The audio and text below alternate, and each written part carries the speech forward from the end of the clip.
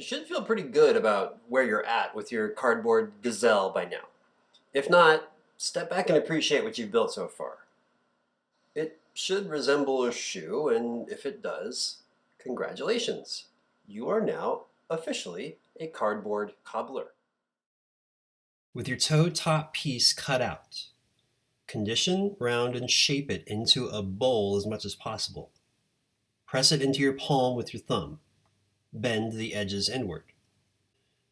Now liberally apply glue to the inside of the toe top.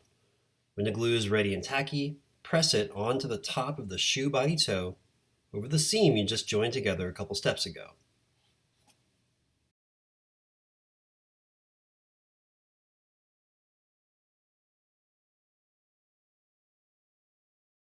Now we're going to shape and glue the lace trim.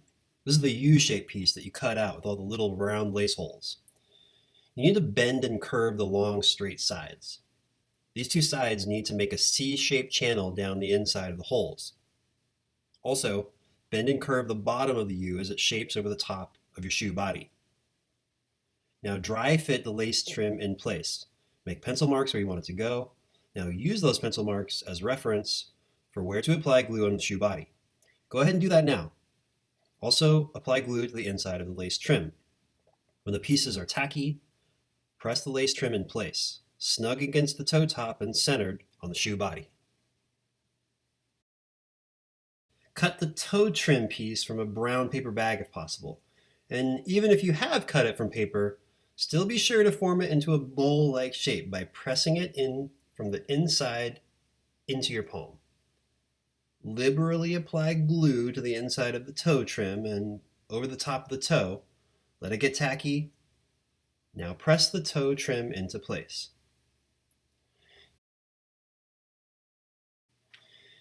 You can still decide to paint everything at the end after gluing and construction's all done. That's no problem. It'll just require a little extra time and patience to paint around all those tiny details. You could also paint the toe and lace trim now if you haven't done that already.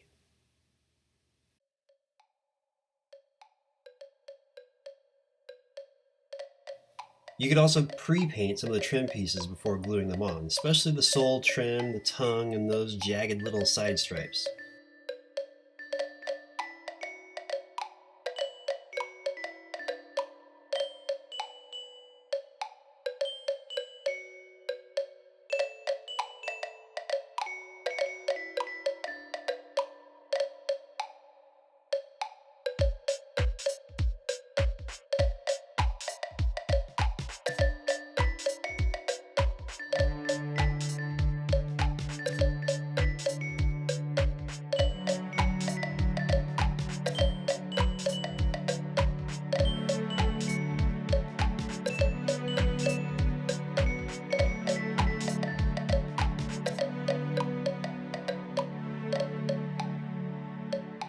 With your tongue cut out, it's time to condition and glue it in place.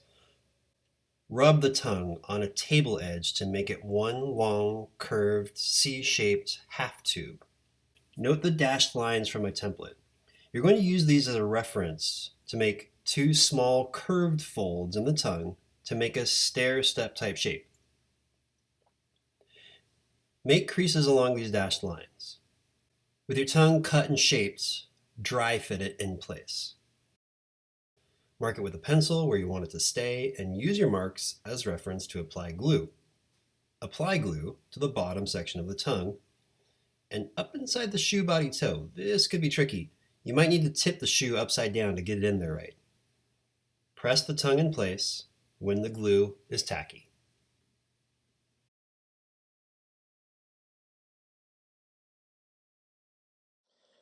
You've got some trim work done and the tongue is in place, but that tongue really helps snap things into place, right?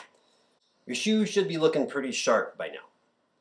In the next and last video for this cardboard Gazelle, we will finish up our trim work and lace up our shoe.